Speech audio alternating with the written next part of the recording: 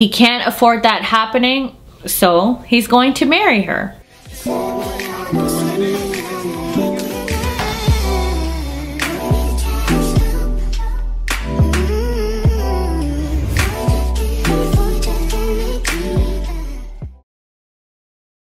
Hey my beautiful peeps, my name is Char and welcome to Char TV. Before we get into the recap, shout out to Miss Shabria GXO. Your comment was pinned in one of the videos. Thank you very much for the congrats. Now on to episode 14 of 90 Day Fiance the Other Way, and it's called Love is Love. And I'll be starting with Corey and Evelin. Today is wedding day, and Corey is feeling all kinds of emotions. He's terrified, he's happy, and he's excited. Evelin is also nervous, but she's a little bit excited.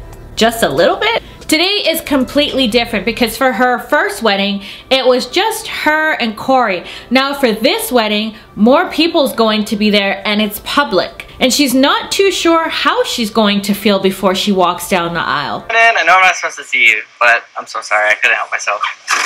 Oh, you are so beautiful. Are you excited? So excited. Are you nervous? I'm super nervous. I am. I hope that everything goes well today. Yes. I hope that you don't have second thoughts about anything.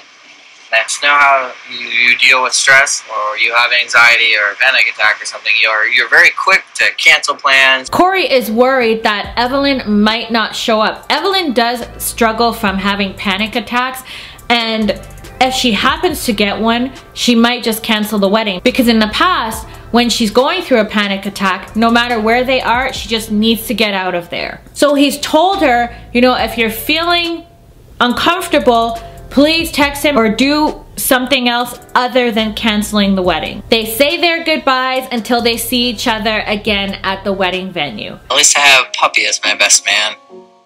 Be nice to have my brother, but it's nice having Puppy.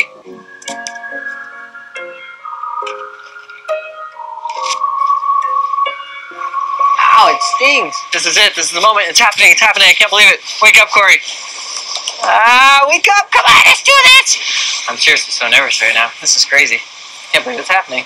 While popping some bubbly, Evelin's mother gives her some advice. She feels that she has chosen right and also tells her, you know, marriage is not easy. You can't run away on your first argument. You know, talk it out. She's happy to see that her oldest daughter is getting married, and she reiterates marriage is forever, which is freaking Evelin out. You know she doesn't like that word, forever. Now Evelin made it very clear to Corey that she doesn't want Raul to be at the wedding. Now guess who shows up? Uh-oh. Hey Corey. If Evelin finds out Raul's here, that could really trigger Evelin and it could be a disaster. Oh, surprise, surprise.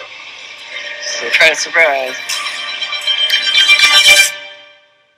Corey is torn because he wants Raul to be there to support him, especially since he has nobody there. But he's also worried that when Evelin sees Raul, that she's not going to be very happy, especially that she made it crystal clear to Corey that she does not want him to be there. Raul reminds Corey, hey, you have nobody here to support you. And yeah, Corey does agree. But Corey does say, listen, if Evelin gets really upset, I'm gonna have to ask you to leave. And that's because Evelin is his wife. Evelin is kind of losing it as she's getting ready for the wedding. You know, she never dreamed of having a wedding. She doesn't feel like a wedding is a type of validation like most of the women in her town. She feels that women can still do whatever they want. Evelin is about to walk down the aisle. Everyone else fades away, and it is just me and Corey right now. It is very special. Oh wow, you're so beautiful. You look amazing. Thank you. Not as amazing as you.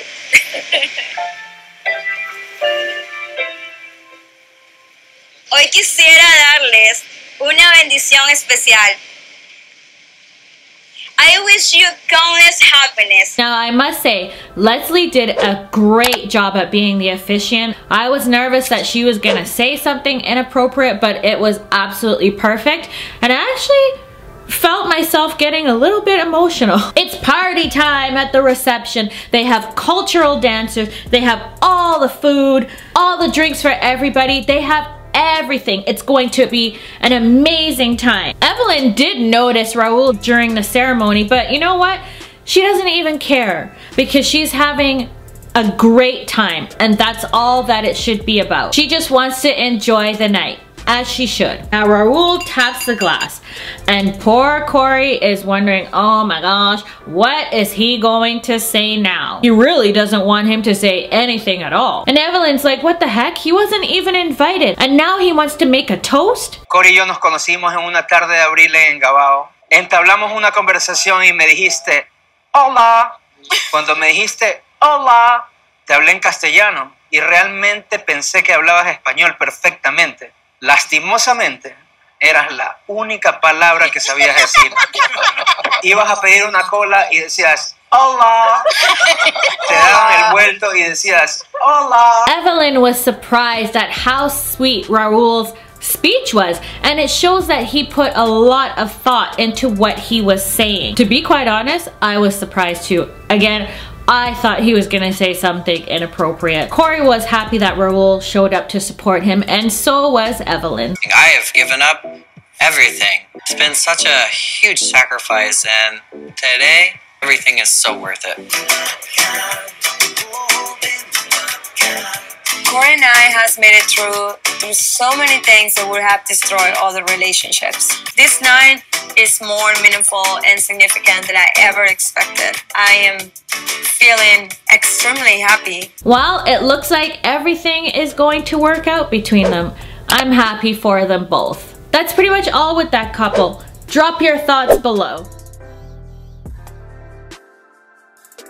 Ari is still struggling about what to do for Bini. Should she go to Ethiopia or not? She's stressed and feeling a lot of tension about it. And Bini is learning a skill. He's learning how to weld so that he can support his family. Ari mentions, hey, you know, in America, you can make quite a bit of money over there. It's a decent paying job. And Bini says, well, yes, if I get my visa. Ari then goes on to say, well, I'm still not sure if I want to go to Ethiopia to support you. When I decided to go to Kenya, you saw how broken I was, and I was crying and I was so upset. At that time, I thought I'll never go back to Ethiopia.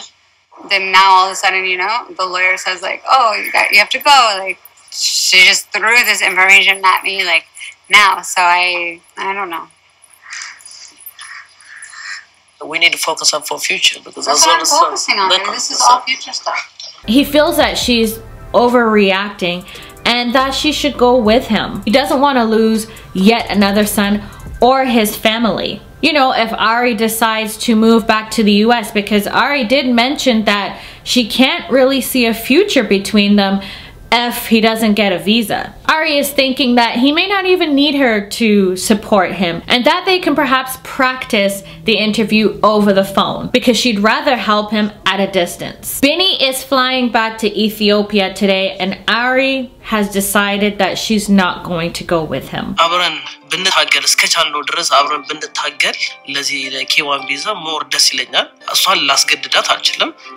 scared for you too. I know you're scared. I'm scared, I know. Please set an alarm, wake up earlier to go and start your paperwork and everything, okay? Don't worry.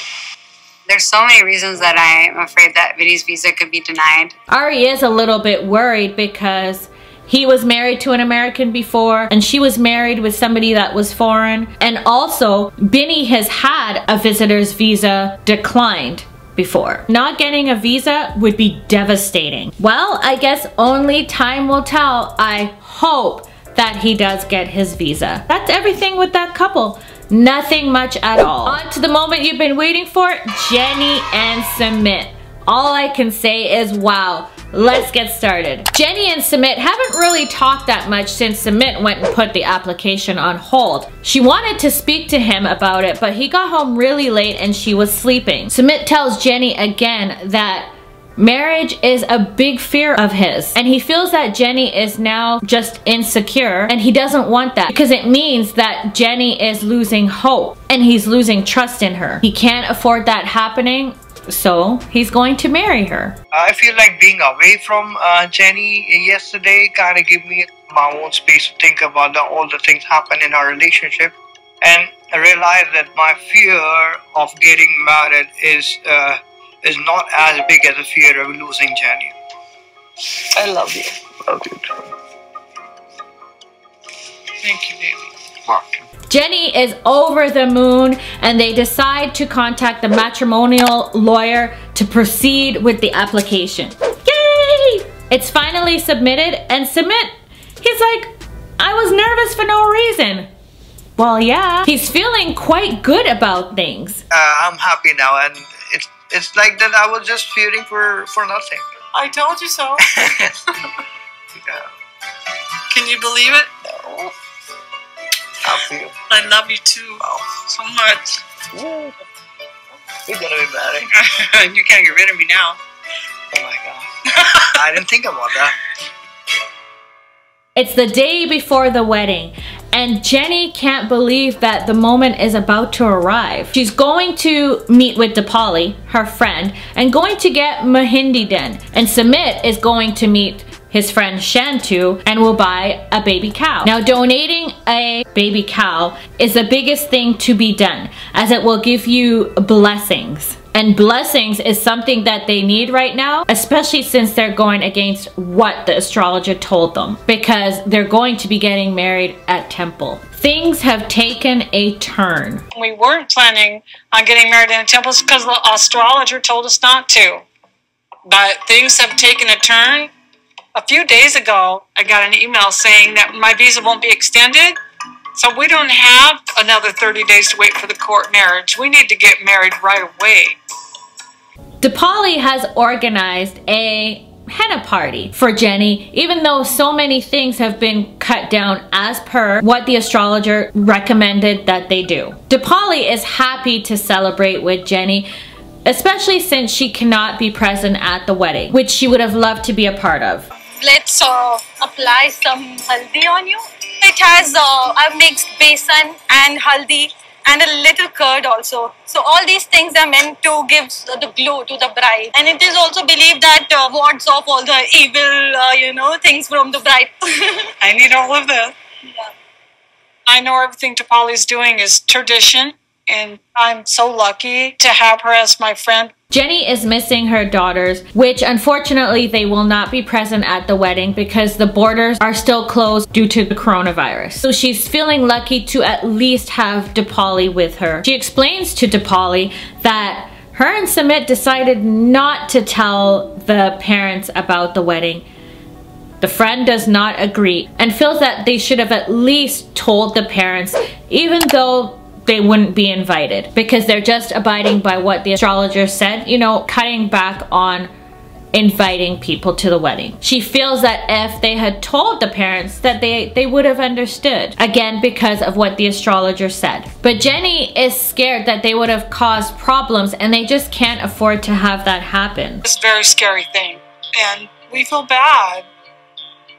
But if we don't do this, if we don't go and get married, we're not going to be together anymore. I'm not going to be in India. Our relationship's going to end, and we're just not willing to let that happen. I just want tomorrow to be the happiest day of my life. I just want to be happy tomorrow, finally.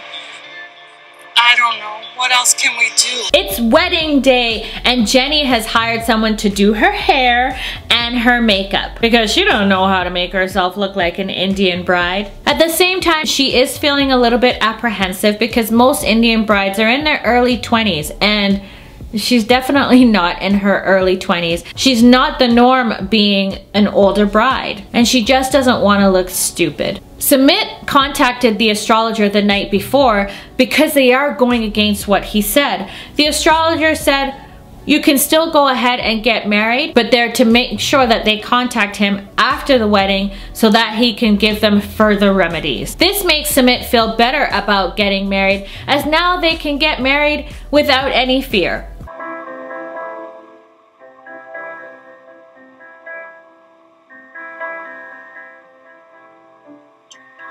Now it's really starting to look pretty. You look like a queen.